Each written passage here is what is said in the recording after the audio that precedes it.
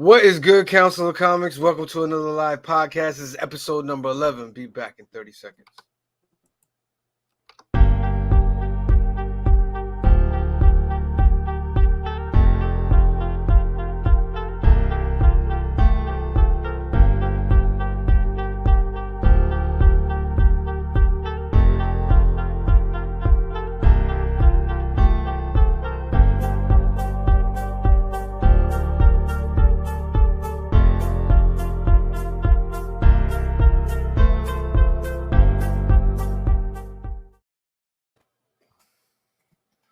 What is good, Council of Comics? Thank you for joining us. This is episode number 11. We're going to be talking box office, film news, and the Star Wars Prequel Trilogy. Let's go. Yeah. Shout out to Madness. Yeah. Rogue Nation 845. Bro. What is good, Council of Comics? Thank you, everyone, for joining us on YouTube. Please make sure you hit that subscribe button, hit that like button. We need all the help we can in this algorithm war that we fight in. Tonight, we are doing episode number 11, film box office news, and talking about the Star Wars Prequel Trilogy. We know the debate is big in the community on whether these films are beloved or hated. But, and then we got some other little news and stuff like that. But first, Cliff, tell the world hi. What's up? We got Happy almost Halloween. I'm here. Hold on. Can you see me? Hi. Oh yeah, we see that. I'm almost home. We got green shirt guy there. He's gonna be safe. He's not gonna look at the camera one time. He's gonna stay forward. All we need is his audio. On the road. We need to get him a stand just for the. Illegally. But thank you everybody for joining and watching. As you know, this is episode 11. This is 11 weeks, guys. This is on our march to that 25. You know, we do like comic books, that special milestone 25th issue. God, is it only 11? Yeah, what? We're less than half. We're less than halfway there. I do want to apologize to the council members that watch about the videos that we're dropping this week. I thought I uploaded the videos, and I thought New Comic Book Day was going to drop on its regular day of Thursday, and then the Black Adam review was going to drop on Friday. But for some reason, I didn't check my stuff like a dummy, and when I went to go check on Friday, I was like, oh, New Comic Book Day came out yesterday. Let me see how many views it got. It hadn't uploaded yet! And I was like, oh, I had to go back, re-upload it and everything. So I messed up a little.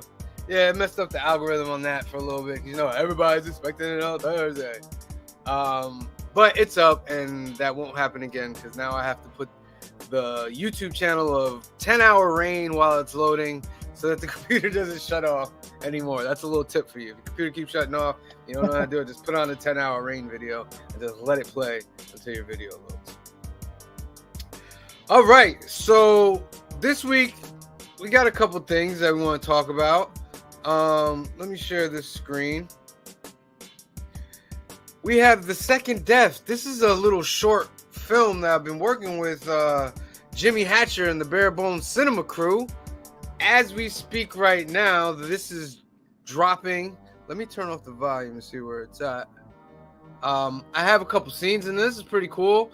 This is a traditional thing that Jimmy does every year. He gets a group of people together and he creates a classic 35 to 45 minute horror movie for the Halloween. And he's so dedicated, bro. Like, he gets all these shots, he gets all these scenes, and literally he goes up until the day.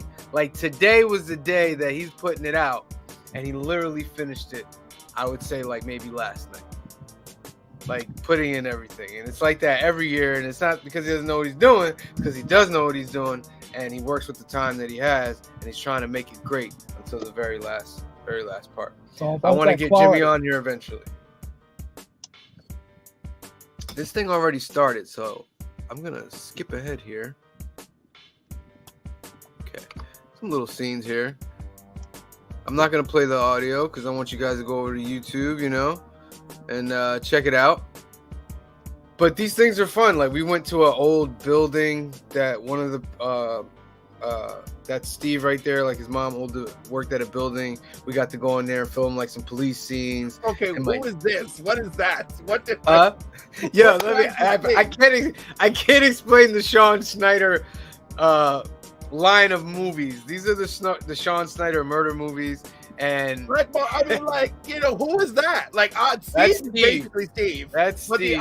But the one like sniffing and like, what was that? Steve actually has a twin brother. There's Angelo, a Of good course, friend Angelo. Angelo over at Toy Gains. He's part of it as well. Like Man, I have who not is seen this yet, so I'm watching this like I have not seen this yet. So it's very interesting. It already looks crazy. It already looks bananas. That's he plays Ponder. Like, I can't wait to watch this. Honestly, I couldn't even tell you what the storyline is because my part is just filmed in one spot, and then, you know, Jimmy does his magic with what he has to make everything work. So, but as you can see, it's great quality. His camera was amazing. It makes you dream of the camera that you can have one day. I have some photos, but I want to get Jimmy on eventually to talk about this film and talk about why he's doing all this and where's it going in the future. But go check that out at Bare Bones Cinema on YouTube. Know what I mean? All right. Next story. Cliff went to the Albany Comic-Con. I did. It was good. It was nice. Tell us all about it, Cliff.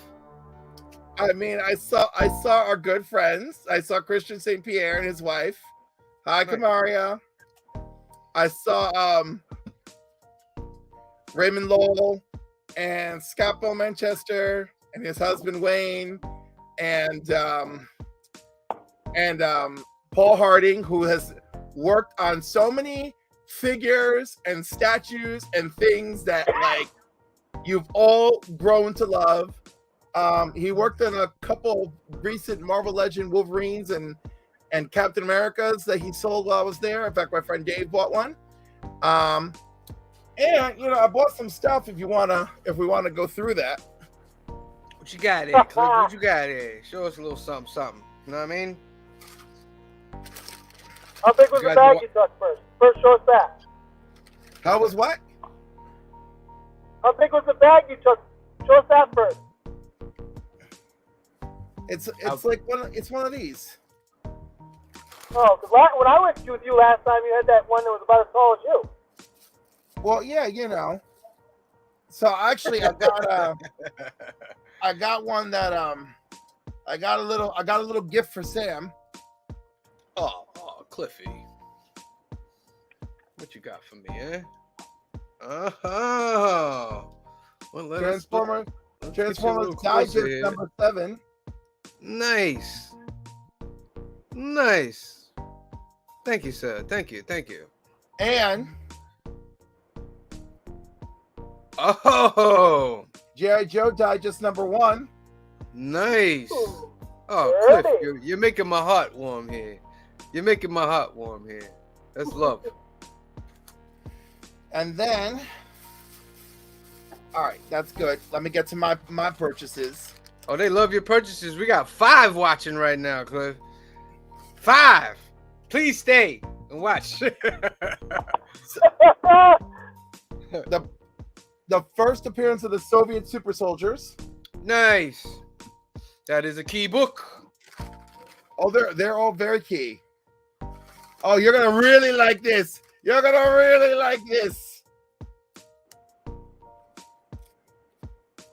Nice. You got all 4? Which one is that? Because isn't there more than Return. one? Where's the Jedi? Turn of the Jedi. Oh, nice. Okay. I First do not have all Palpatine, 4. man. That's first I got Palpatine in those I got books. 1, 2, and 3. So 4, I gotta hunt down. Yeah, no, what is it? I think it's issue 1 or 2. Issue 1, the first Palpatine. Nice. Mm-hmm. First Emperor Right on. Palpatine.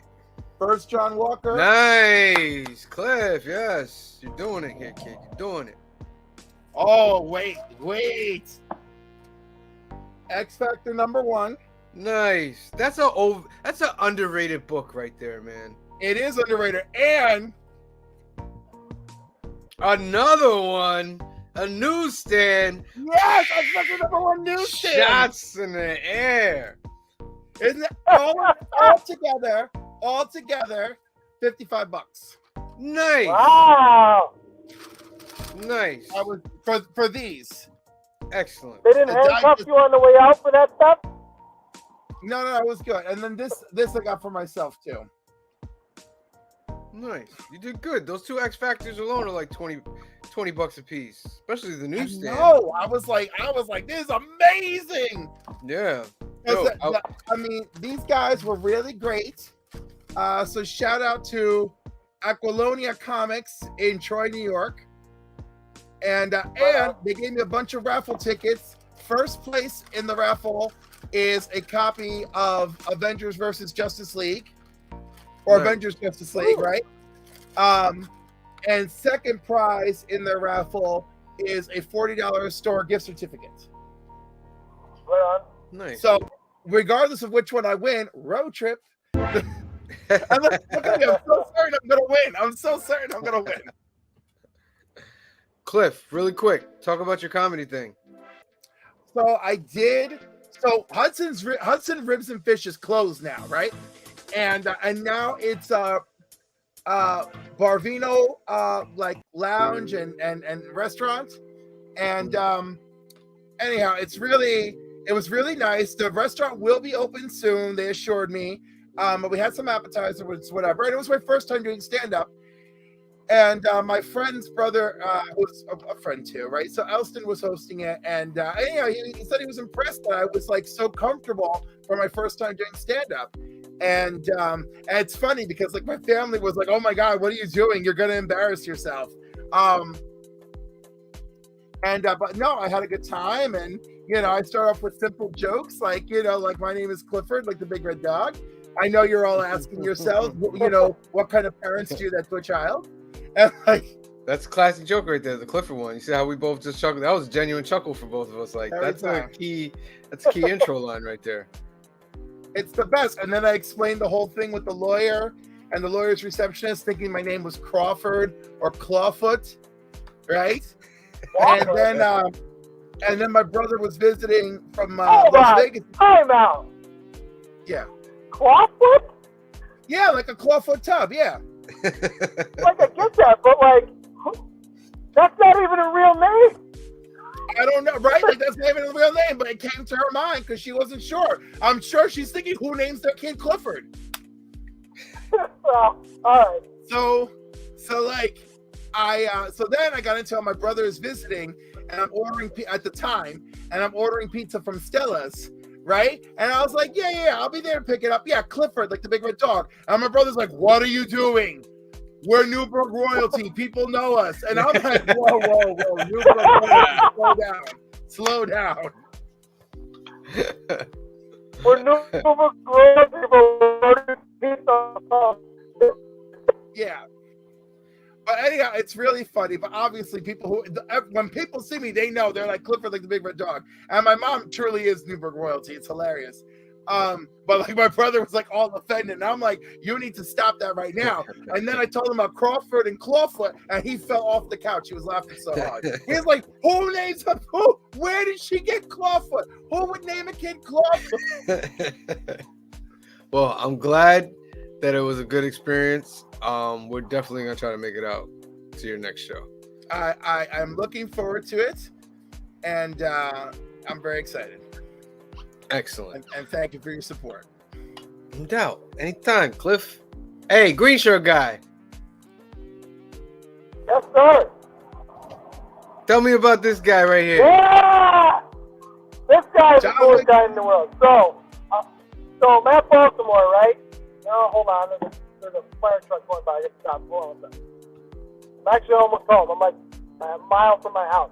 So anyway, I'm at Baltimore, and I knew he was going to be there, but I didn't really think, oddly, just didn't think of it. And I was talking to an artist friend of mine, Mike Hawthorne, who is going to be doing Batman starting with issue 131. He's like, hey, you got those stickers, right? I'm like, yeah. He goes, you should go say hi to him and give him a couple of stickers. I'm like, that's a great idea. So I walk over to the where they have a photo op area for him, and it was like $75. I'm like, well, I don't know, that's kind of pricey. I don't know if I want to spend $75 to get some stickers. And then so I was thinking about it, and then over the they have like a PA system, and over the PA I hear, hey, there was some other things going on. They're like, and by the way, John Leguizamo is currently at booth 2003. I'm like, well, I'm like right around the corner from that. So he had a graphic novel of his life that he was selling. So wow, yeah, I'll buy that. That was $50, and then so I got that, and then he would autograph it, and then you got a selfie. So this is me getting my selfie with him, and I gave him a couple of stickers. I told him, and he's like, you made these? I'm like, yeah. He's like, oh, that's awesome, man. Thanks a lot. Super nice guy. Super, super nice guy. Excellent, bro. Yeah, I'm so glad you. Listen, he's one of my top people that influenced me to want to do something in this kind of industry. When I saw, remember this first thing, Mambo Mouth? Yeah. When I saw Mambo Mouth, I was like, this is groundbreaking what he's doing right now. Like, this has never been done before. Well, I'm sure it's been done before, but it hadn't been done for like Hispanic not like that, no. like he did it. You know what I mean? For those of you who don't know, like John Leguizamo, he has movies, he's a comedian, but his first thing was a stand-up where he played every character in his play, sort of. And I remember watching that like over and over and over and over and over. It was just classic. And I'm glad that you got to meet him, my friend, because if you got to meet him, I got to meet him. That's how so for me now, the movie that I watch that he's in all the time is Chef. I don't know if you've seen that. Like, I'll watch that all the time. It's a great movie. Of course, in our world, in the comic world, he was who? Well, he was Violator. Violator from the Spawn comics. You know what I mean? Classic. Played it to the T. Like I thought. Also in Kick-Ass, don't forget. Yes, he was in Kick-Ass too. I don't remember what he was. Credits. What was he in Kick-Ass? Remind me, I forgot. Oh my! Who's the kid? The kid who's the a-hole who becomes the villain. He was his mentor. He was like his Alfred basically. Oh, he was McLovin's Alfred. Yeah, that's right. Yes, McLovin's. Oh, Jesus, help me! McLovin's Alfred. I can never remember the kid's real name, but that's what I think of. Well, I'm glad you got to meet him, my friend. Yeah. But we're gonna talk about something else here. This news that dropped here that could be game changing here. You know what news that is? James Sanford is now a thing. James Sanford is now a thing. That's right. James Gunn and Peter Safran are now to lead the DC studios for Warner Brothers Discovery. Take that, Rock, right in your eye. Yeah, but it's not it's funny that you're not the first person to say that, but I say that jokingly, but go ahead. Yeah, but that doesn't make sense. That doesn't mean that Rock's input is going to be lessened. If anything, the fact, by the way, Black Adam led theaters for the second week in a row, like I predicted. It had a big drop though, but it was a big drop, but still led the charge. Hey, I'm going tomorrow. Let's be fair. What else came out though? What else did come out? What did come out? That's what I'm saying. There's probably nothing else. Yeah, nothing came out. That's not to say that's not a good movie. Like little Halloween movies and stuff. Right. So you got to remember what it's competing against. Yeah, but on the Rock thing though, the Rock is yet to tweet about this and congratulate them. Because he's pissed. I know he's pissed. Oh my God! Calm down. I don't think he's pissed. Don't tell me to calm down. I know I'm right. Stop. Come on, Cliff. The dude tweets out what he eats for breakfast every morning. Facts. No, he doesn't. So you don't tweet the omission is bigger than just saying something. This is The Rock. You would expect him on the first day to be like, "That's right. These are our friends. These are our guys that are gonna lead us, and we're gonna get through." To not tweet about it one time, right? It gives room for people to debate on it. Right. I mean, does that mean he's not going to be a part of it? No. This, I think, will inspire him more. I think he'll be that headbunter with James Gunn and say, no, we're good. I want to do this. And if you don't want to do this, you're not getting The Rock. Maybe. Yeah. Because they hinged this whole thing that Black Adam is this jumping off point. It is a jumping off point. Yeah, it's a new start. It's a jumping off point. So, The Rock has to be focal going forward. He's the Iron Man now, whether people like it or not. He's the Iron Man in the DC cinematic universe. And James Gunn is Peter Safran. Now, are they on that same page? Or are they going to do something different? Him not tweeting about it shows that they kind of didn't consult with him. So he might be a little upset about this, which makes me think, are they on the same page with The Rock? You know what I mean? You know what? I don't know. I keep looking. I mean, he's been, for the past 2 days, he's been just tweeting and tweeting and tweeting about how well Black Adam is doing and how people are receiving it and how excited he is for Henry to return as Superman and, you know, how hard they worked on that. And, you know, and 6 hours ago, he tweeted about how, you know, he's super grateful that Black Adam is #1 in the box office again.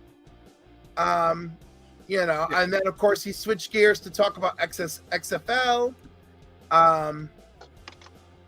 Yeah, so I think he'll tweet I'm about not saying, it. I'm I think while Black Adam is getting its little run right now, he's gonna focus on Black Adam. I think when Black Adam is pretty much out of the box office, he'll tweet about it and he'll say congratulations, James Gunn. But he's sending a message right now, in my opinion. Sending a message. Maybe, but like, I'm not gonna read into it because he's a little quiet. I mean, like, by the way, when what's her name was announced as Supergirl for the Flash movie, right? Mm-hmm. Henry Cavill never said anything, and people are like, "Oh!" That's because Henry Cavill, he's not too friendly. You know what I mean? I think he's friendly, especially with Jason Momoa. Yeah.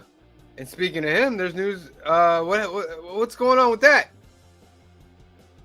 He becomes Superman. He's not the Witcher anymore. Correct. Season 3, he'll be the Witcher, and after season 3, it will shift to Liam Hemsworth. Wow, a lot of people are upset about that. Yo, people are wildly upset about it. I'm like, could y'all give Liam one episode, just one episode before you lose your mind? So there's two things on that. One side says that he was not happy with the writers and where it was going, so he quit. So he wanted to be done with it.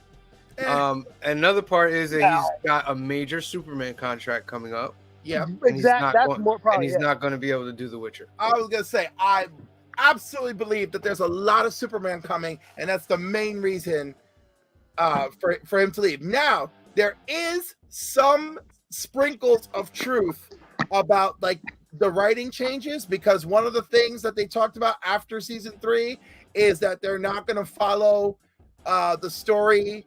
Like, they already didn't follow the story of the video game and the books very well, but now they're really just going to go off on their own uncharted waters. So I did hear that, period, separate news from this. So that is interesting. Have they seen the difference between Liam and Chris Hemsworth? Well, no, because, you know, I'm sure Liam is working real hard. He needs to work real hard to get to Henry Cavill status. Chris don't have to work that hard to get to that status. Could possibly surpass him. But Liam, come on, he's got to put in some work, bro. I've never seen Liam in any kind of role like that. Yet. Physically, anyway. Yet. You know what I mean? He could surprise the shit. He's got the genetics in him. Yeah, I was gonna say, I am not counting him down or out. I am like, let's wait to see what we get. Yeah. Could you imagine if he's bigger than his brother when this is all done, and he's just like, no chance. That's not gonna happen. I hope so, man. There's no chance. I hope so. He's a good actor. I hope he's a good actor, but you know, his brother's an Avenger. Right, but I'm saying, what, he can't pay the same dude to kick his ass and die the hell out? Oh, I'm not. He's got the potential. He could get to like that. He's got the genetics. So you're saying big isn't physically. Okay. I thought you're talking big as in stature. No, I meant like, imagine if he just gets like super bulky. Oh yeah, he can get big like that. Right. So I'm just like, it'll be very impressive. Yeah. Another rumor. When you got a guy on your payroll whose only job is to kick your ass, I mean, come on. Another rumor: Ben Affleck has signed a contract for 3 movies. Whether they're whether they're cameos or full length or extended parts. Batman versus Deathstroke. Batman versus No, Deathstroke. I don't think that's happening. That's not happening. Not until the Batman's done. Yeah. Whatever. I don't care. Listen, it could be a Justice League movie. Just give me Batman versus Deathstroke. I mean, that was amazing what he You showed. just want to see what's a Manganella. I want to see Joe Mange ripped up, fighting against ripped up Ben Affleck. You know, while Superman and The Rock are busy beating the hell out of each other. Yeah. So, but my theory on this is that James Gunn was part of the Snyderverse, his characters. So he's not gonna, continue with the Snyderverse, but he's gonna continue with the structure that's been put in, and he's gonna keep it in that verse. But now they're not gonna do Snyderverse stuff. You know what I mean? I don't know if you understand what I'm trying to say. I do, and again, stop reading so much into it. Okay, like they're course correcting with what people like, right? Wonder Woman is well received, Aquaman is well received, Flash is a flaming pile of heaping trash, Batman is well received. We don't know that yet. Yes, the movie may not be trash. Ezra Miller is trash. Well, then you must state the difference between Ezra Miller and the movie. I'm sorry. Ezra Miller Flash is a pile heap of horror for a studio. Okay. But it's testing so good. Right, people can love the movie. People are literally calling it the best DCEU movie they've ever seen. That may be. And by the way, who are these people? Name these people, please. Well, the test people that they tested all too. I would love to know. And it came out in a report that Warner Brothers is waiting to see how people react to Ezra Miller in that movie to see if they move forward with recasting or not. Listen, some decisions are harder than others. I feel like his is. I just couldn't. I would be like, yo, what does his rap sheet look like? I think they should just make it so he goes into the Speed Force at the end of the movie. You know what I mean? And the hunt for a new Flash is on or something. You know what I mean? You can easily do a reshoot of that. No, I would just have in his weird I would have the Flashpoint happen in the movie, and when the Flashpoint is resolved, right, he takes off his mask. He's like, "Oh no, what happened?" Because he's somebody else. That could work too.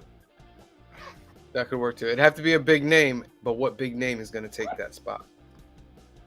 You know what I mean? You know, it's so funny. It has to be a big name. Who was he a big name when he first became the Flash? No.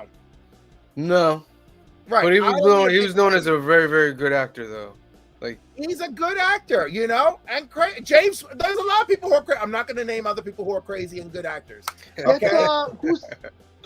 I'm trying to think. Hey, Facebook user. I'm leaving, but let me back in. I'm home, so I'm gonna switch to my iPad. I'm leaving. I'll be right back. Got you. Hey guys, yeah, Facebook user gives us a shout out. Wish we knew who you are. Oh, that's Ramon. How come it doesn't show it here? It does not show it here. Probably because he's a private user. Probably. What up, Ramon? I'm back again. I used to work under Ramon's aunt 12 years ago. Hi. Nice. Hi. He says you didn't. Hello there, young Padawan. Before we get into our main thing, did anybody watch Tales of the Jedi? No. You're on mute, green shirt guy. I watched half of them. Phenomenal. The ones I watched were great. I saw phenomenal. The first one with Ahsoka's family. That's mine. Leave it. That one. I saw the Dooku one, and then I saw the Dooku and it's basically a Dooku and Ahsoka six miniseries. Right. 6 episodes. Mini-series. But it kind of tells the backstory of Dooku, of how he becomes bad. We find out what happens to Yaddle, Master Yaddle, which is glorious. Like, shouts out to Yaddle. She's never had any scenes, but in this one episode, she's like shoots up to the top. But we actually see the descent of Dooku and how he kind of teamed up with Sidious. I mean, I like I said, I didn't finish it, but it's a pretty quick descent from what I've watched so far. It's pretty good. I was kind of sad that it was only 6 episodes, and the episodes are only like 10-15 minutes long. It feels like, at least like I said, the ones I watched, that we should have seen something before this to kind of let you know how he got to where he's going, because he turns on that senator pretty freaking quick with no lead up to it. Facebook user, as we know, that's Ramon, right? So you didn't have me as a friend. What do you mean? Me? I could never have turned you down. And he also says, are you talking about DC? You just missed it. We talked about it for 30 minutes. So what you do is you go back on the re-upload. Listen, he bought Warner Brothers stock as a result. Yo, listen. It could go either way right now. What's the next movie out from DC? What? Shazam, right?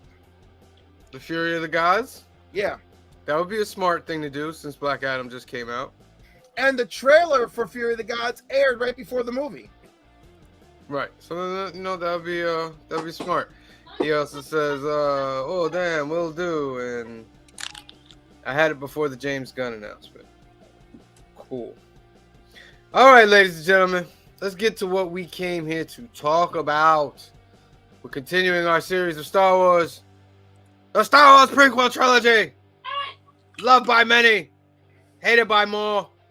I love it. You love the Prequel Trilogy. I love the Prequel Trilogy. You really do. I really do. You want to debate this right now? Let's do it. I'm just saying, this is the worst acting out of Natalie Portman ever. George Lucas clearly doesn't know how to direct. You better stop talking about Queen Amidala. You better stop talking about Queen Amidala. But this is the coldest delivery of lines. The same thing for Hayden Christensen. They should have been taking acting classes from what's his name here, because he's the only one who delivered a real performance. Okay, you may have some points on the acting part. The acting is real, but and Ramon says prequel doo-doo. No. If you look at the prequels, in my opinion, George told the story he wanted to tell. That's fair. You know what I mean? And those movies, as far as bad as you want them to be, or I think they are, they set another foundation for a lot of the stories. You wouldn't have the Clone Wars. No, but let's be honest. The Clone Wars spends all its time fixing these movies. I wouldn't say fixing. I say enhancing. It does fix them. It is fixing them.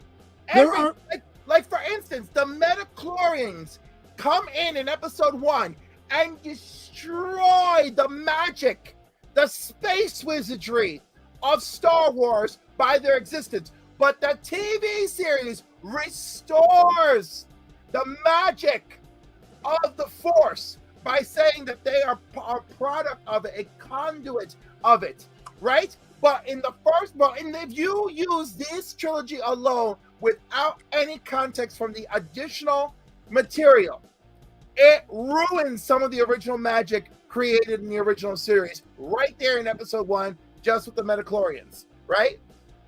Yeah. The series fixed that. Anakin's descent into darkness, right, happens very quickly on screen. But thanks to the Clone Wars, you see various seeds planted over and over. You know? Why didn't Yoda do more? Thus, Clone Wars give you the foundation of Yoda training himself and learning more, and still Dooku's darkness was too great. How much do you want him to put it into a 2-hour movie, Cliff? Because this is a 2-hour movie. They are all 2-hour movies, but the point is, right? Those movies came out how long ago now? These 3, right? And yet we needed all these seasons of the Clone Wars to build and add and touch up, you know? Because let's be honest, the first movie, Pod Race 2000, is really fun to watch, but that's it. I thought Phantom Menace was really good. Especially when we didn't have Star Wars for 20 years before. Oh my God! And then there's Jedi powers used in the first episode, in the first act of the movie that we never see again. Like what? You talking about The the running, super the fast speed. run? You see the two of them. Look, they right there. This scene right in the beginning of the movie, they super speed down the hallway. Yeah. They see anti-Jedi things coming for them, and they're like, "Let's get out of here!" And they super speed away. Then Obi-Wan alone clears out an entire room of anti-Jedi drones. I mean, like, this movie is not the best. Okay, it is not. Like, it is fun. The children who saw it at that time, it left a magical impact on them. God bless them, but it is flawed. All right? We don't get Of course Darth it's Maul flawed. without I this mean, we movie, could go though. to the original Star Wars and say it's flawed. We don't Of get course Darth Maul it's without flawed, this but movie. it's magical. Magical. This was don't magical get for a Darth new Maul without this generation. movie. It was magical for a new generation.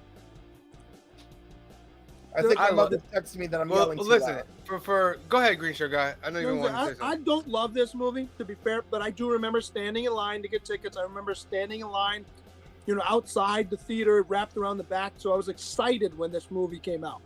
And I remember thinking, all right, it wasn't horrible. There's parts of it I thought were kind of stupid, but on its whole, I didn't hate it.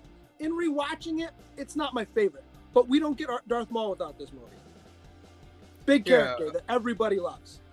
And for me, the best lightsaber duel or few seconds of lightsaber duel is in this, when just after Qui-Gon dies, there's that exchange between Obi-Wan and Darth Maul that's the best out of all the series, bar none.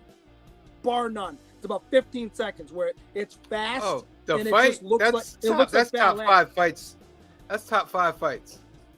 So, as much as I don't love this movie, there's parts of it that redeem it. Having said that,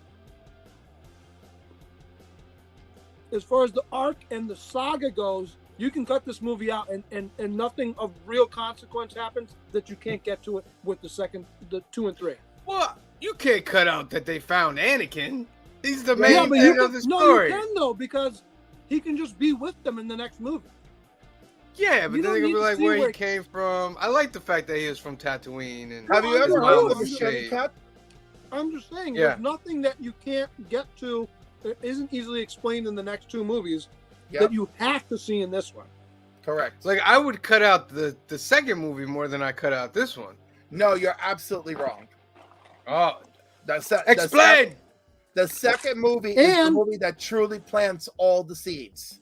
We get Keira Knightley in this movie.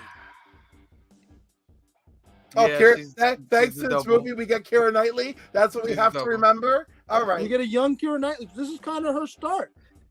Listen, she could come back because in the comics that character came back. She won't though, but she could.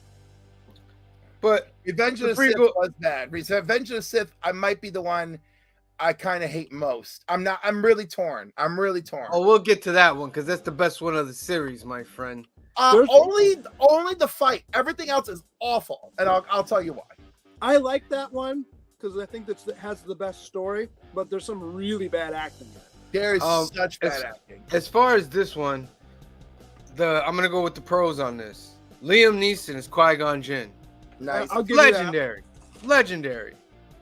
He's always gonna be Qui-Gon, and when everybody saw him in Kenobi, we loved it when we saw him in Kenobi. Because hopefully we'll get a season 2 with Obi-Wan and Qui-Gon teaching Obi-Wan. And some new hopefully things. it'll be written by better writers. Right. Another plus in this one, we get to see that because in the old trilogy it looked dirty because the Empire is ruling, but in this he makes it very clean. Like everything is clean. Like there's no war. There's been peace for a long time. There hasn't been any Sith for 1,000 years. The Jedi are become like complacent with their kind of way. They don't think evil is gonna come back. Hence the title, The Phantom Menace. They discover Anakin. I have that scene where the door opens up and they step out. Mm-hmm. If you bought the VHS, they gave you a film strip. It was like three frames of the film, and mine is them stepping out of that elevator. Most people got like sand and desert. I have Qui-Gon and Obi-Wan in mine. Nice. As far as Cliff not liking it, but I love the fact that Natalie Portman was in this. I thought she was a great Queen Amidala. Just like the way she looked and everything, it was just great.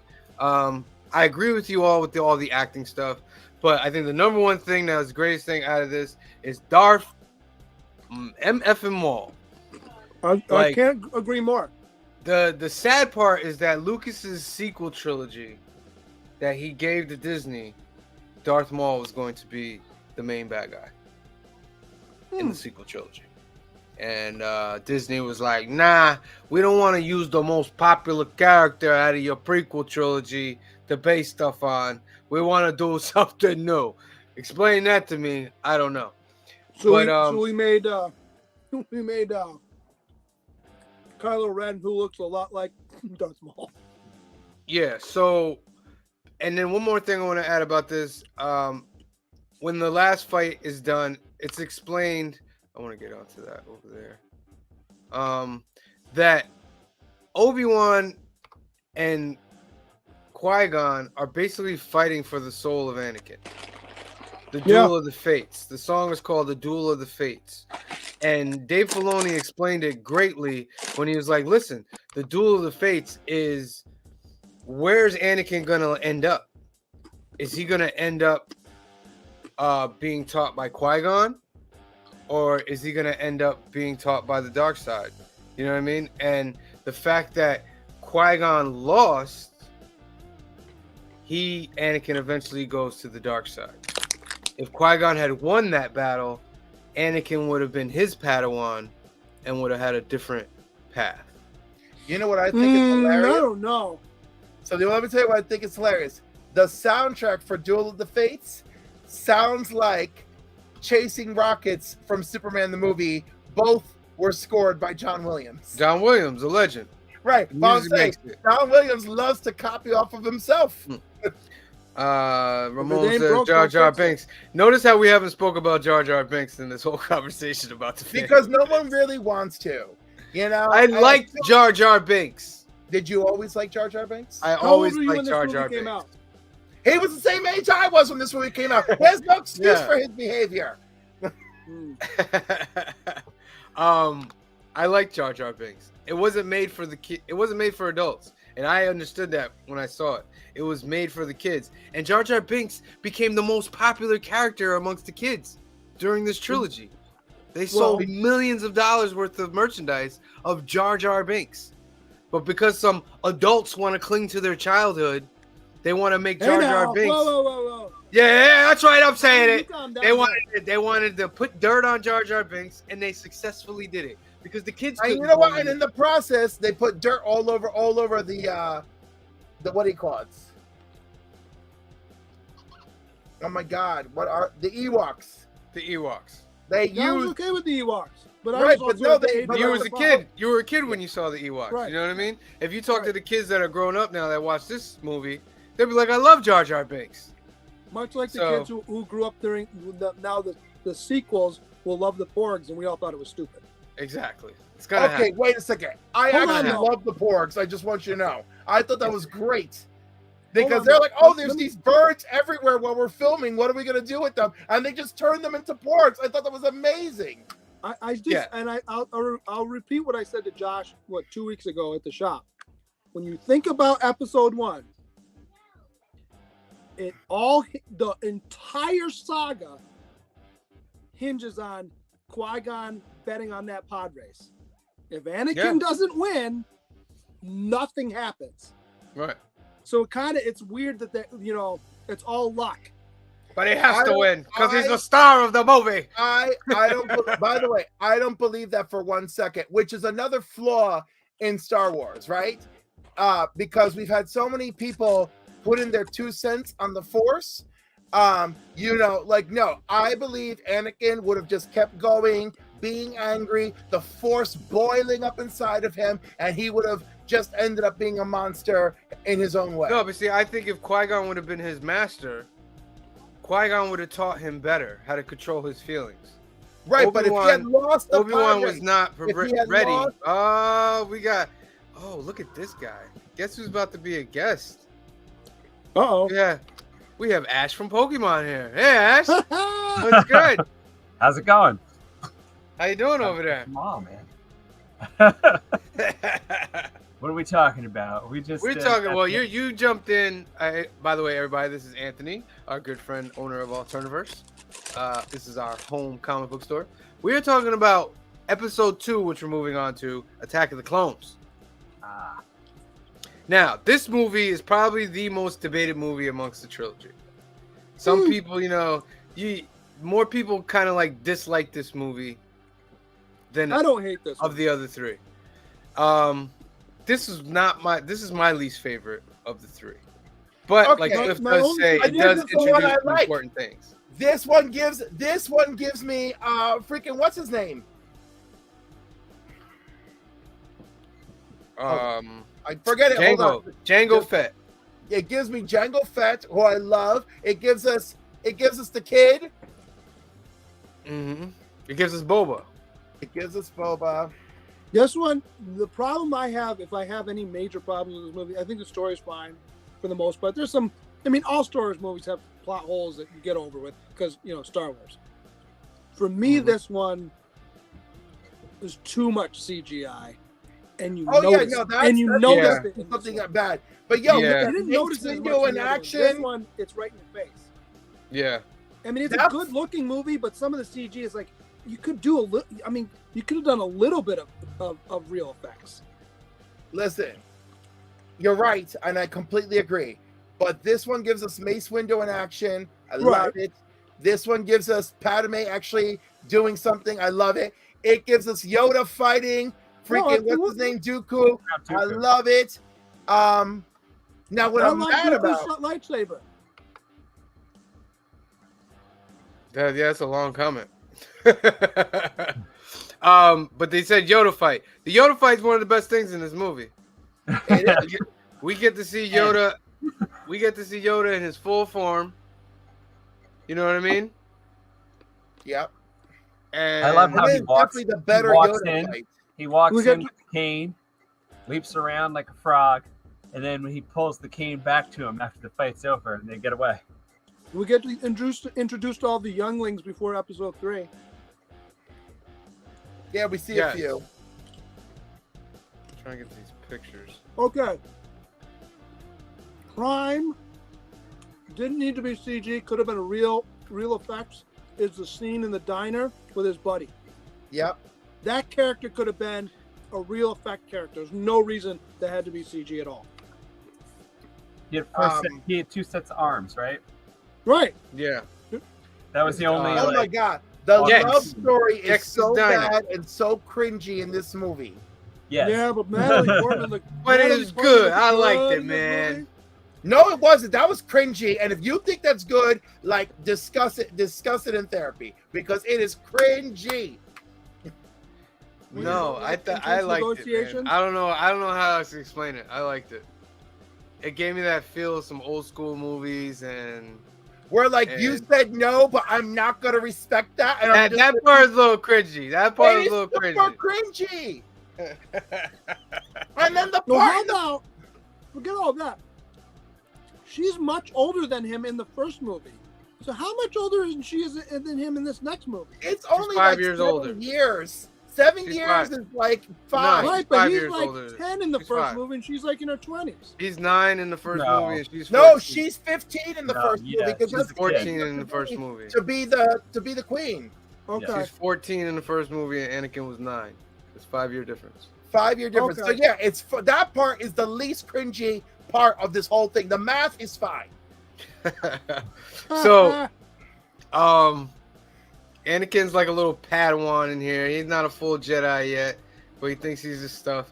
I mean, I like the scene where they're going through the city, and he's like looking around. He's like, "Great, Anakin, you've lost him," and he's like, "Sorry, Master."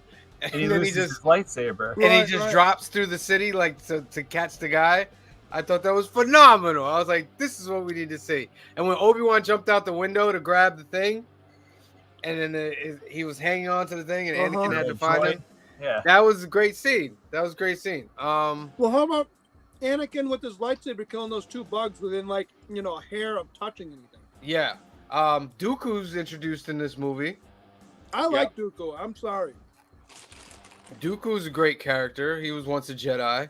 And if you watch Tales of the Jedi, they actually show you how he turned to the dark side. Why can he use Force lightning? Why? Well, no, I guess not. Why can't he? But why does he use Force lightning? He's a Sith now. He becomes Sith. Yeah, he's a Sith. I don't remember this scene though. With the Force lightning? Yeah. Yeah, that's with Yoda. Oh, right. Okay, now I remember. Yoda stops that. the classic showdown. He's not shocking anybody. Yeah. So, at the end of the movie, Obi-Wan and Anakin fight Dooku. Anakin gets his arm chopped off because he thinks he's a bad guy. And then Yoda walks in with the little cane, and I remember the crowd going bananas because they knew what was about to happen. With the Force. Yeah. And it was just great to see Yoda fight. Little did we know that we were going to get an even better fight scene. Anakin gets his arm cut off, right? Yeah, he gets his arm from the elbow. That's why he's out of the fight. Yeah. Why is Obi-Wan out of the fight?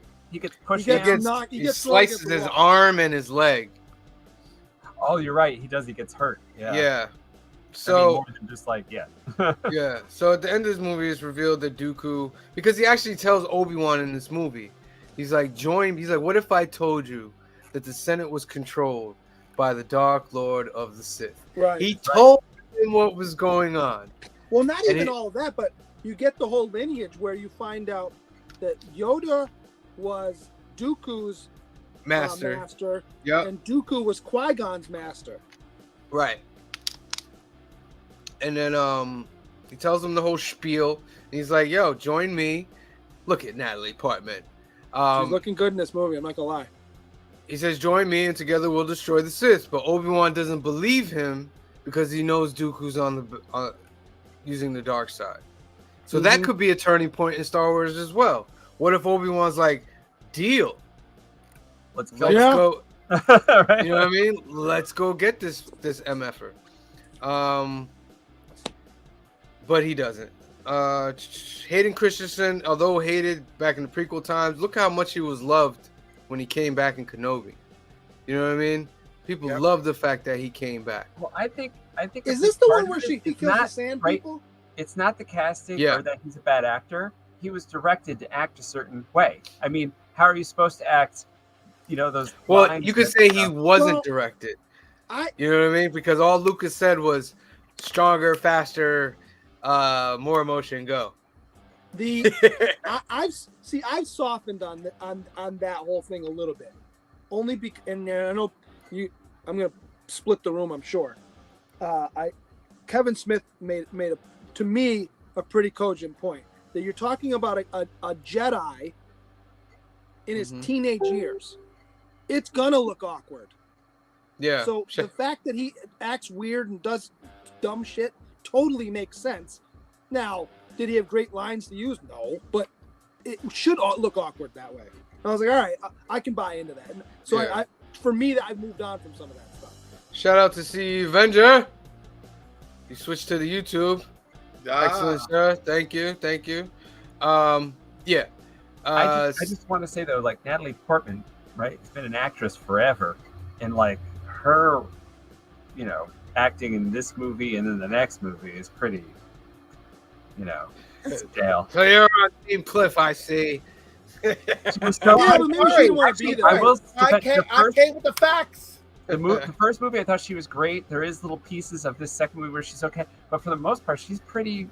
I don't know. She's like, you're traveling down a path I cannot follow. Like, that was one of the best scenes in Revenge of the Sith. Her acting.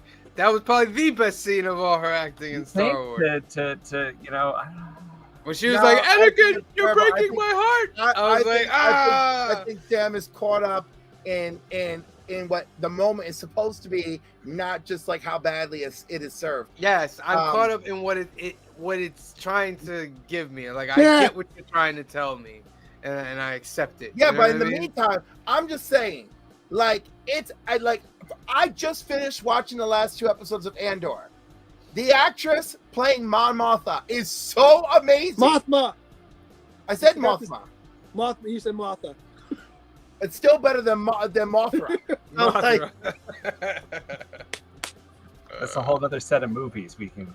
right. The point is, we're never please we're not doing those. If we do those, you're gonna get a substitute. We're not doing it. So Okay. like, I can't. I don't have the strength. Monarch is It's coming. so amazing. More Godzilla is coming.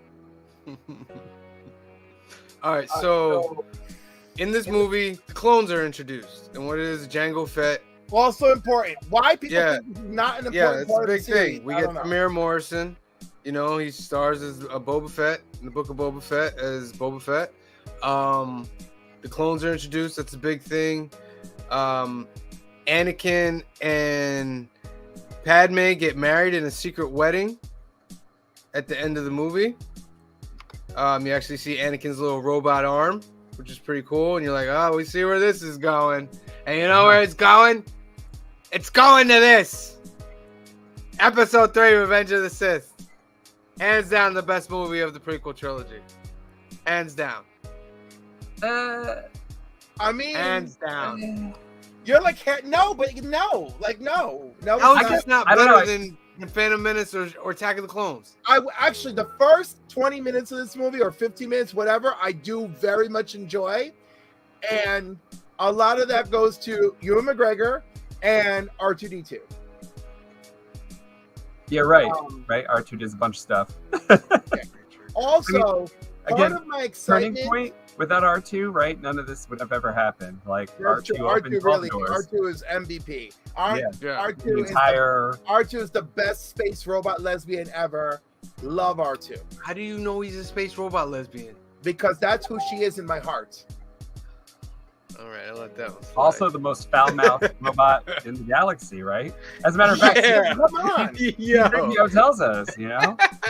C-3PO says something to him in the first movie, right? About being kind of foul-mouthed. So. He is pretty. Keeping everything out. He is pretty That's why hardcore. everybody understand him. You know, it's not from hanging out with him. I mean, they understand him. He's saying words. We just don't know what they are.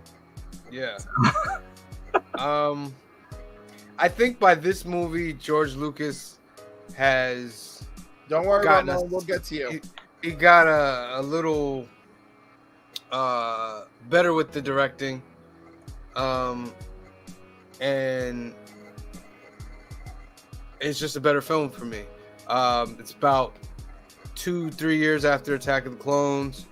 Padme becomes pregnant over a 6-month period of time. And Anakin's just basically worried because he's having dreams that Padme is going to die and stuff like that, which he actually makes come true in his own way without even realizing it. Ramon says, before you guys close out, can I get a shout out for? Yeah, we'll give you a shout out. No worries, my guy. We got things to talk about. So keep going. Episode 3. What do you got? You guys don't like this episode? What's going on?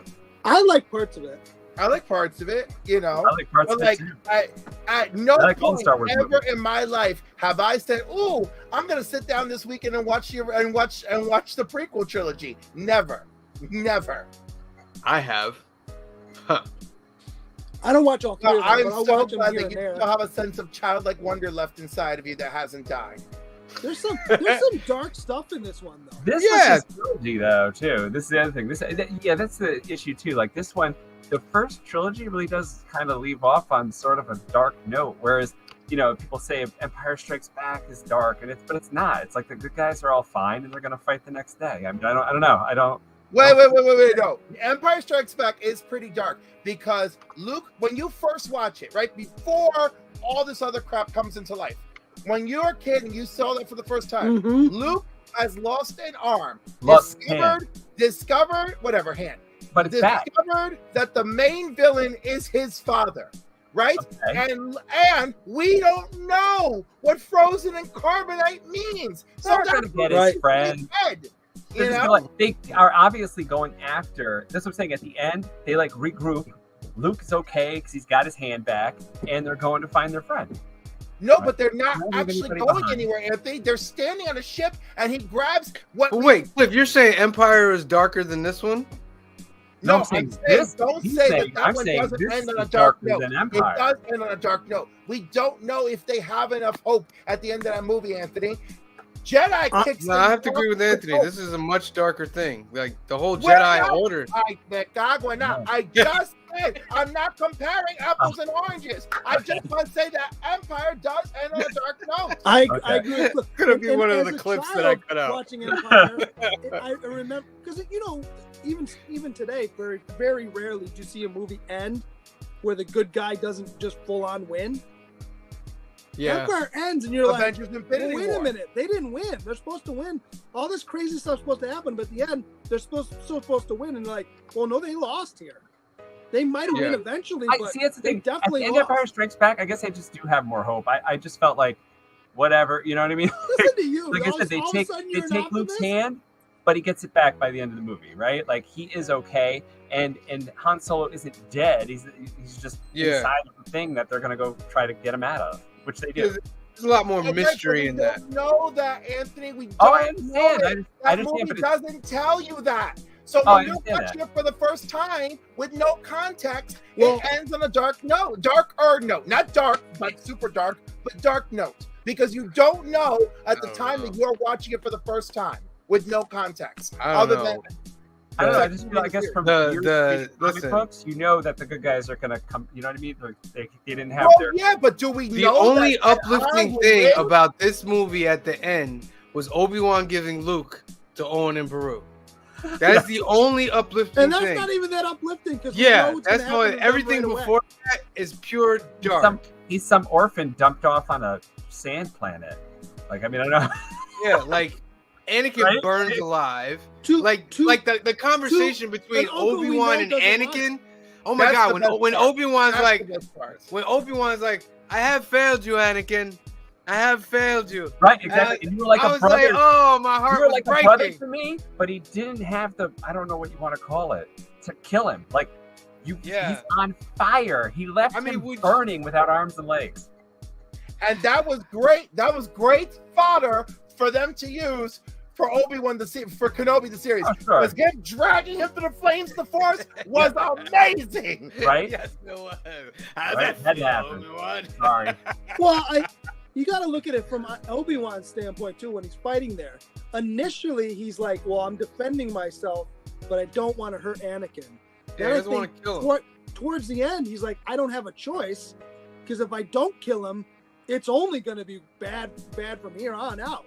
You So I mean think to tell when me he he couldn't have leaves- walked up to him and stuck his laser sword through his head just to like Well, he does. put an end There's, to it? there's killing him and then there's killing He yells him. You know at what I him. mean? He's like, you know what I mean? You were supposed to be the chosen one. Now you're Right. a marshmallow. Goodbye. And- Like, you didn't- And from what Lucas says, and from what the actor says, they cut like 15 minutes out of that fight. Is that right? There was like 15 other minutes of some hardcore stuff that they cut out. Like some verbiage that was like, oh, for some reason it was just a little too dark. But they cut out a lot of stuff. They lightened it up. From this movie. From Revenge of the Sith, yeah. Oh, okay. Yeah, from Revenge of the Sith. Yoda fights the Emperor, which was phenomenal. I didn't love that scene. I When did. he- I felt. I I felt thought like them it throwing was, those pods or whatever they're called around was stupid. That really part was a thought- little giffy, but I loved it when Also, I Yoda did walked not- into his office. I didn't enjoy. That's not what got me. The part that got me was when Yoda catches the Force lightning and throws it back at him. Yeah. I was That was actually. like, I that's thought bad. that was pretty cool. The part that I was upset with was Yoda losing the way he lost. Thank He you. like fell to the ground and was like, "Okay, I'm gonna go crawl off now He and go loses his find what's his lightsaber. name." And He I lost was his like, lightsaber, though. Yoda, get up! Clip, I 100% agree with you. They probably shouldn't have shown him after he like falls, like what he does, because he like gets into the right. He gets into like He's the, in the shaft. tunnel work. Yeah, he's Yeah. in these shafts in the ceiling of the building, like sneaking away. And it's like, well, go find your lightsaber then, right? yeah. Like the it was. idea is, It was he like loses sad and his pathetic. lightsaber. He loses his lightsaber, so now he's in a. But it's Yoda, like, but he's like in this position where earlier on it's explained, right? Count Dooku has the line that it always comes down to this: the swords, right? They Yes. can choke each other back and forth, right, or whatever. Yeah. But like, it always comes down to now they just concentrate on fighting with the swords. So Yeah, they fought with the swords, but then they started using the Force, and then Yoda lost his sword. So he was at a disadvantage, but I think that's where it should have almost like ended. Like, yeah, he didn't get right, exactly. I actually right. would've, Yoda we think about goes and retrieves the sword, goes back into the council room, and it's like the fight continues. Like, yeah. And when he's down and left for dead. And then the way I would have done it, he's left for dead. Emperor smacks him when he first walks in. And then Yoda gives the eye, like, well, I'm not done. Like, you know, you're done. Yeah. So it was like, you can't. I think it would have gave it more things when Mace went in to fight him. Mace, that was so horrible. Like, if he didn't deform him, like, I felt like he should have fought Palpatine, but not have deformed him. And I felt like Yoda should have been the one to deform the Emperor. You know what I mean? No, I think the Emperor was one of the worst scenes I've ever seen. You have 5 Master Jedi, one who is phenomenal in the animated series, right? And they all go down pathetically. The CGI is god awful. I would have preferred a stuntman. It is so upsetting. I mean, it's Emperor Palpatine, bro. Have you watched the Clone Wars? Yes. He's nasty. Of course he's nasty. But laser tap down, laser tap down, laser tap down. It's fucking horrible. You know, I believe it. People, you guys all want to complain about how bad modern shit is, but come on. You know, like this here is half hot trash. And that's the honest truth. You know, it's not the best acting. It's not the best special effects. It's inconsistent acting, inconsistent special effects with a product that we do love and hold true that has some good moments. We can say that now about the effects, but when we were watching this when it came out, when we watched this when we came out, we were like, this is not some next level. We've known each other. No. We've had this. I thought this was Anthony and I have been there. We covered this live when it happened. No. We had the same level of disappointment. You're lucky I wasn't there, because you would have had someone fighting against you. Like I said, they looked good, just too much of it.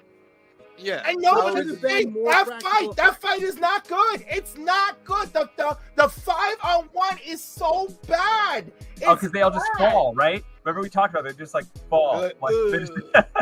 They fall, and the CGI is terrible. I got hit by the one guy is supposed to be the laser sword guy, right? Yes. Yeah. Oh my god! Like, I'm sorry. Like this is why I don't go back and rewatch these. My favorite of all 3 things, my favorite thing is Obi-Wan fighting Jango. And then when I got to see the extended fight scene of that, I was like, this was great. That is my favorite thing of this 3 series. And I guess Anakin versus Obi-Wan is also one of my favorites that I want to like revisit. Obi-Wan Darth Maul. Garbage. Look, see how Anakin's frozen? That's Cliff yelling about, oh my god, this movie! That's space. I'm not a tremendous fan of the original series. I'm sorry, of the prequel series. The prequel trilogy. You know, it's a shame because there's 9 Star Wars movies, and I value 4 of them. What'd you say, Green Shirt Guy? All 3 movies, and we didn't even touch Grievous. Grievous. You know what? Because Grievous is amazing in the 2D animated series that's no longer in canon. We see him fight Mace Windu. Mace breaks his freaking chest cavity in the animated product. He crushes his which chest. is amazing because the next time we see him is at the beginning of this film where he's like, and that's so cool when you believe in continuity. And then, yes, the fight. Obi-Wan versus Grievous is a dope-ass fight that is too freaking short. But I love it. Yeah. There he is right there. General Grievous. One of the great creations. Like, that's a great creation right there, man. And in the Clone Wars, they expand on it. You know what I mean? Yeah. Kamaria says, fight!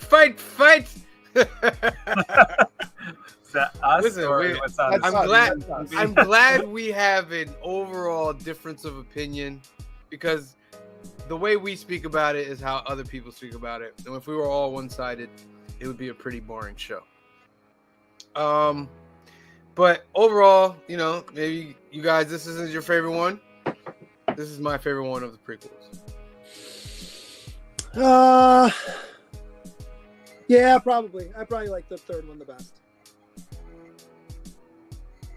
There are What about parts you, that, Andy? there, like I said, there's parts that I really like I guess in the first one that I'll go back and watch, but I would skip through parts of the movie just to watch that.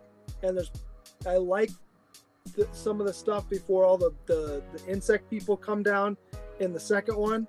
When they're fighting the creatures, I think that's interesting. But overall, probably the third one. Anthony, what's your answer? Remember, Obi-Wan's watching you right now. Oh no, I know. I'm just saying the first movie out of the trilogy. I mean, you know, we got to see Star Wars again. There was just a lot of like things that I was like, even the first movie, it didn't feel like Star Wars because of like Jar Jar making like poo-poo jokes and stuff. It didn't feel intelligent the way that like C-3PO and R2-D2 did. So I don't know.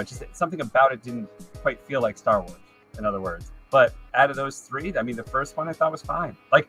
People give the kid a lot of hate too, but again, I just feel he was directed to act like that. I thought he did a pretty good job in some of the scenes, like, right? He still held it down and crushed some of the scenes that he was in with actresses like Natalie Portman. You know, but I liked the thing. I think what I really liked when you first see Natalie Portman in the first movie, her voice and then her getup. You know, like her regalia she wears. It's like that's amazing. I think it's still one of the most amazing outfits that they've put on any of these characters. So, and I thought when I first saw the toys before the movies came out, I thought Darth Maul was going to be much more important, and that was also a disappointment, right? He's dispatched in 10 seconds, and it's like he should have been the main villain for the whole trilogy. Like he is your proto Darth Vader guy. My issue with it was, of course, he literally looked like a demon, right? Like he looks like a demon.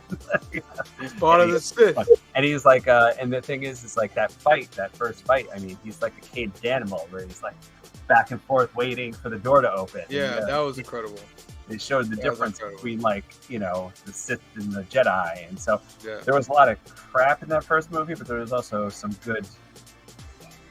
For another example, like, I mean, in one of the later movies, there's always like a bridge over a chasm, you know, like in The Force Awakens,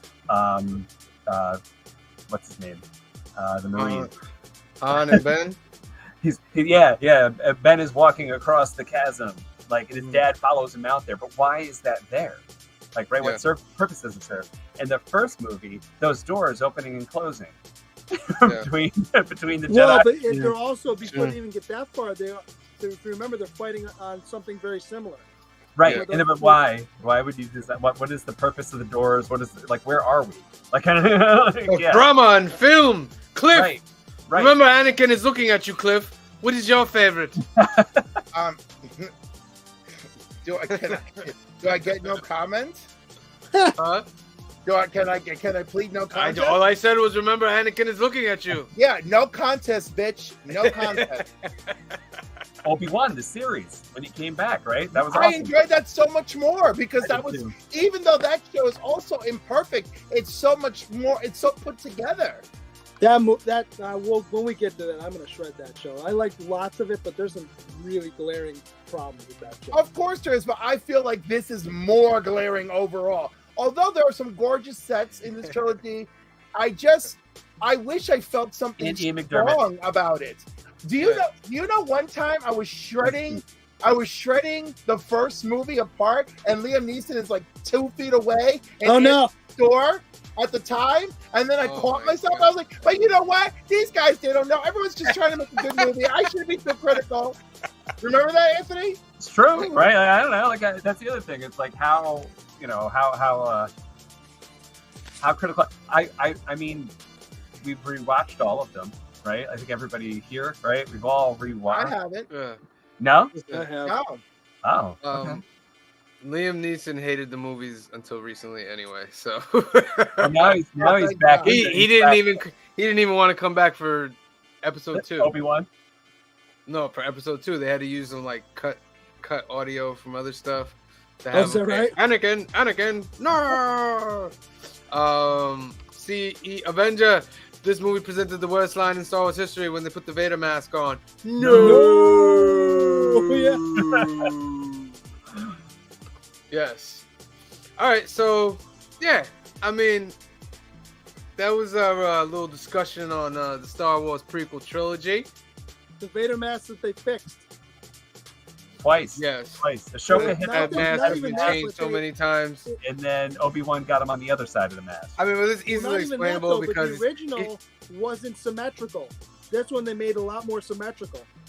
yeah, and then he's got his face messed up so many times in canon that he's got different stuff all over the place. What do you guys think out there? What's your comments? Which one is your favorite prequel movie? Is it Phantom Menace? Is it Attack of the Clones? Is it Revenge of the Sith? Let us know. Next week at this time, we're gonna go over the sequel trilogy, and that's gonna be a fire starter. Because Really? See, I like those ones. 7, 8, and 9. 7, 8, and 9. Why are we skipping? We can Why are we skip 8 skipping? though. What do you mean? We're not skipping anything. We'll skip 8. Next week would be 4, We'll 5, just and do 6. 7 and 9. We just did it last week. Don't you remember? No. I guess I have a bad feeling about We're doing them in order of release, Cliff. Oh my god! If you think I was unhappy now, Really? let me share something with all of you. No, don't share it now. I have next week. I have never sat down and watched Rise of Skywalker. You've never watched Really? Rise of Skywalker? Well, you should not. Never. And you have no This week. opinion. Wait, you you didn't can't see say the ninth nothing next movie? week about that one. You must watch, or you Nope, have no I opinion. read the spoilers. I watched clips on YouTube. No, you gotta watch it, Cliff. Yeah. You No, I'm have not to watching mute it. your I'll internet. just- You need to- that's your assignment. I will That's your happily assignment. after That's it. your assignment. I will I This agree. week's happily assignment I is you have to agree. watch Get Rise Josh. of Skywalker. Get Josh to put I Josh agree. on the calendar, No, and I will be Josh, asking. The council agrees. Your assignment is to watch Rise of Skywalker before Episode next week. 9. That is not how this works. It Come is. on We're now. doing a No. review on the movies. You Right, can't do a then- review then I on a don't movie you have to haven't be here watched. for it. I don't have to be here for it. No, You're you're not not going to gonna be in my corner No. when I need her. Cop out! Cop out! Cop out! Sorry, I got something stuck in my throat. If it What takes was you, that? What was listen. that? 40 years, man. Come on. 40 years we Listen, waited if it for takes you 20 minutes a day to get through it, then it takes Do you it. 20 Real. minutes a day to get through it. You have to watch Rise of Skywalker. I'm going to vomit so hard. I can't Okay, wait. I'll buy you some Pepto-Bismol. All right, whatever It's you gonna need. be like, the thing is, like, I already hate it, and like I can't wait to see how. Oh, much I you're hate gonna hate it even more after you watch it, my Yeah, friend. I bet. But that's I not bet. the point. You have to watch it. You have to watch it. Yeah. Do it. All right, so before we get out of here, a couple shout outs. We're gonna give a shout out to a guy here, CE Avenger. Yeah. He's doing Iacon November 19th. Get at him on Instagram, CE Avengers. Holla I at will him be in there. DM. Come Let to him my know. table. Get out there November 19th for the At the Iacon Fishkill Recreation Center. Thank you. Fishkill Recreation Center. Booyah. Put it Um, on your Icon calendars. and far. That's the thing that'll come up. Yeah. He's got Yeah, the website. We'll leave that There's up there. an so app on everybody your can phone see. called Calendar. Use it and save the dates. There you go. Yes. All right. So that's Wow. our show for tonight, guys. Remember that we do this every Sunday and every Monday. So we're going to be back tomorrow night for the Keys of the Week, where we go over the key books and the hot books coming out that you can get Guys. on Wednesday over at Alternaverse or your favorite local comic book shop. So That that's should be tomorrow awesome. at 8 p.m. We'll be going live on Halloween. It'll be a Halloween edition. Tomorrow's Halloween. Let's hope everybody. Cliff, you gotta dress up. Yeah. I'm going to be dressed the same, guys. This is me. Ah! Just wear the hat. Just wear the You hat. can do it. He's Exactly. Kamaria says, gotta mention the Ash outfit for Anthony. She loves it.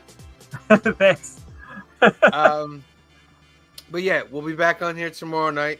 Next week, we'll be doing episode 12 of the Council Comics Live podcast. We'll be going over the sequel trilogy and whatever film box office news that comes this way. So, Thank you for joining. If you have not subscribed, go to YouTube, click the subscribe button, click the like button. Help us out. If you're on Facebook, run on over there as well. And let you know about some future stuff. We're working on a Harry Potter section that we're going to do eventually. And we're probably going to do some other stuff. Might want to do Back to the Future. You guys got suggestions, please send them. You know, put it in our inbox. Let us know what you want us to talk about.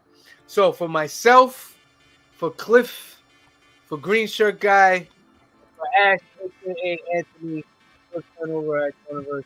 Thank you for watching. You're fading out. Your voice is fading out. Have a good one, and we'll check you guys later. Peace.